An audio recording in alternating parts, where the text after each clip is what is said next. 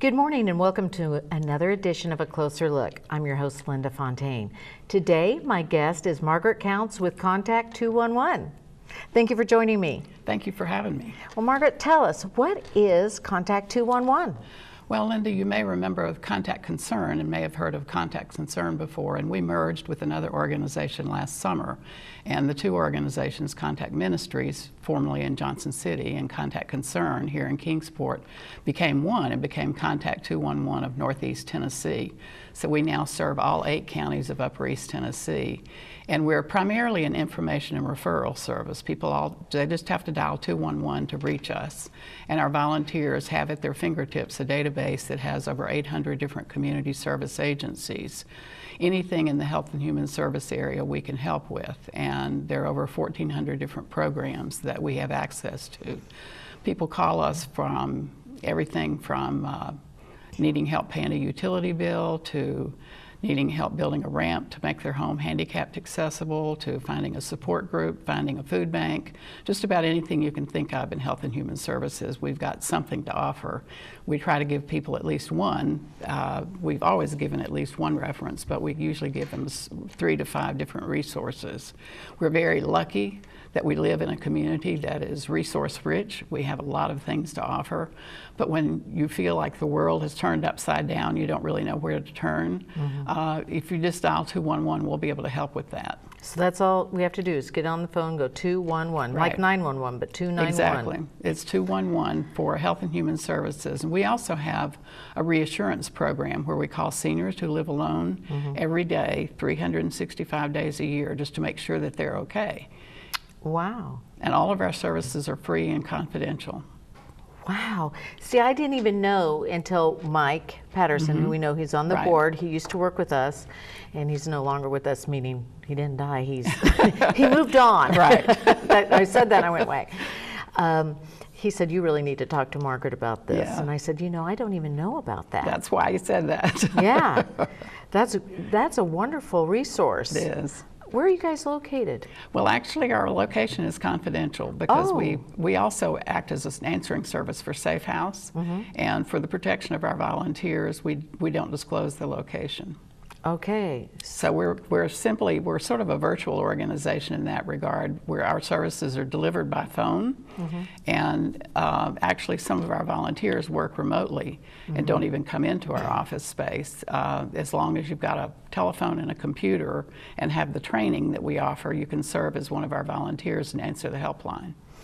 That's great. I used to work for a resource that operated the same way. Yeah. It was in college. Oh, wow. Yeah, I took the training to work at the Rape Spouse Abuse Crisis Center, and we would just work remotely. We'd have a Right. beeper, and then we would people would call. It would be, what do you call it when the numbers are switched over to where you are? Yeah.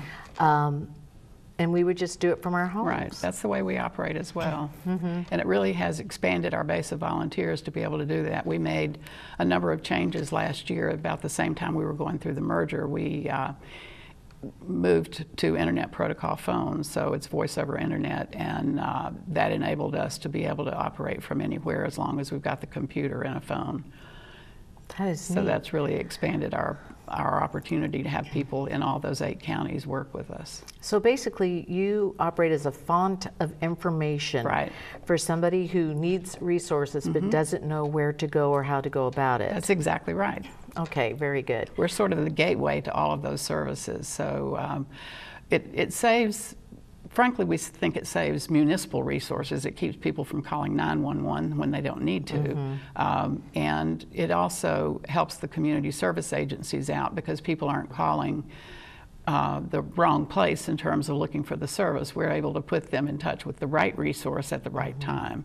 And we do that partly by asking their zip code, so we know, if we know the difference. If they're in Johnson City, the resources are different than they are in Kingsport, and they're different from Greene County, and so on. So it's important to give them the right resources for what they need at that particular time. Well, how many counties do you cover? We cover 8 counties in Upper East Tennessee. Okay, that's a lot. It is a lot. It's twice as many counties as we used to handle, and excuse me, we serve over 500,000 people in those 8 counties. About how many calls do you get a day? It varies greatly.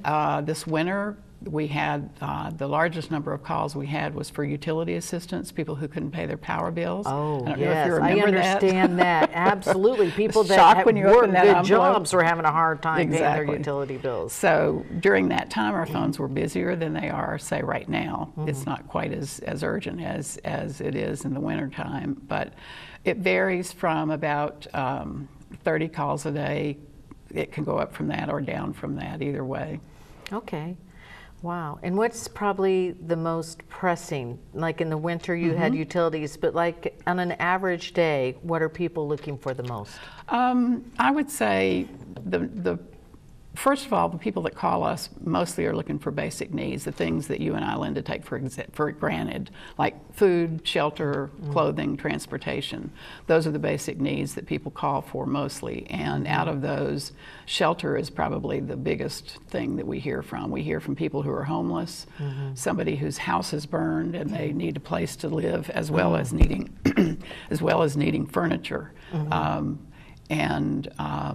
So Wow. that is what they're really looking for most urgently and most often.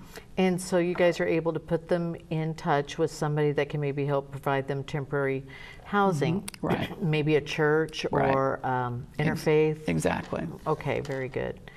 Well, I noticed that there's several people, I live downtown, that are homeless. Right. And I often want to direct them somewhere. Usually the simplest thing for me is right up the road to go to Salvation Army. Right.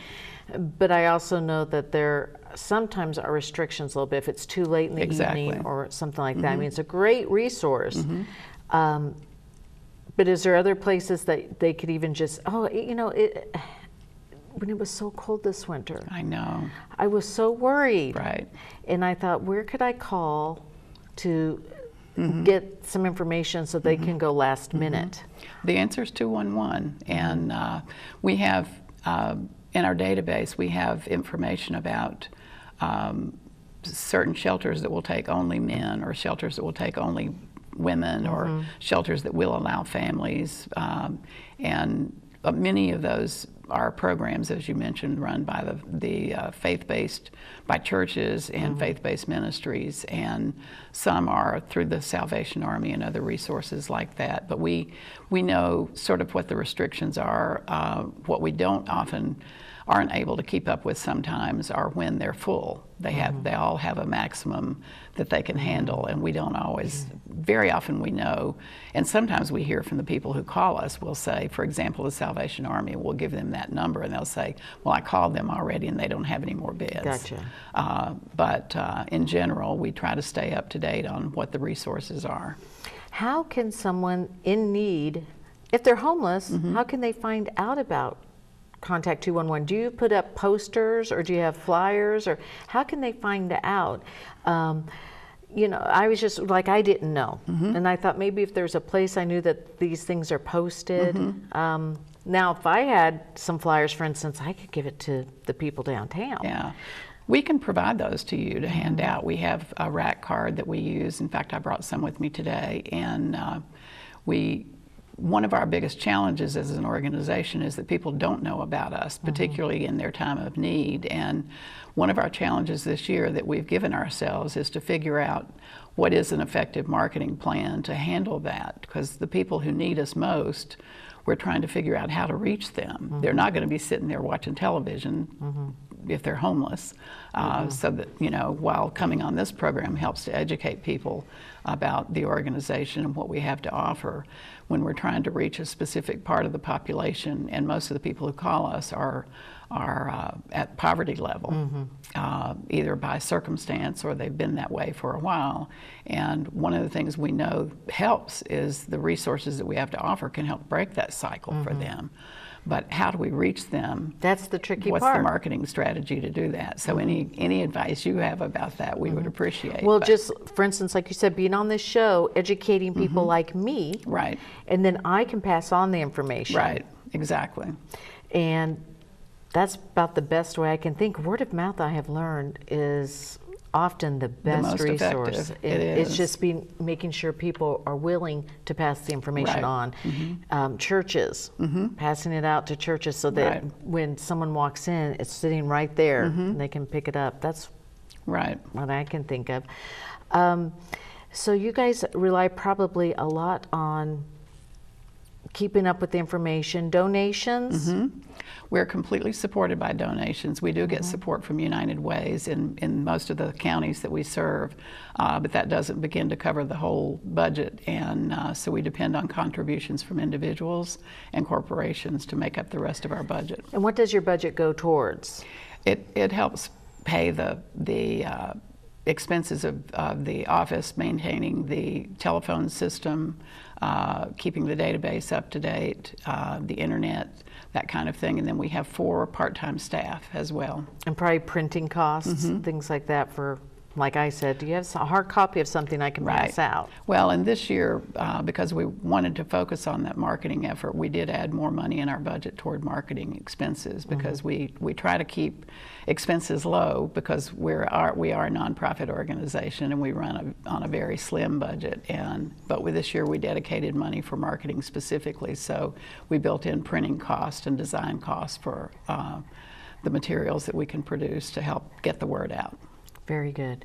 So we have more to talk about. One of them is you've got an upcoming event. We do. We do. Okay, so we're going to take a little break and come back in just a minute and talk about this neat event. You're going to want to hear about this coming up with Contact 211. Don't go away.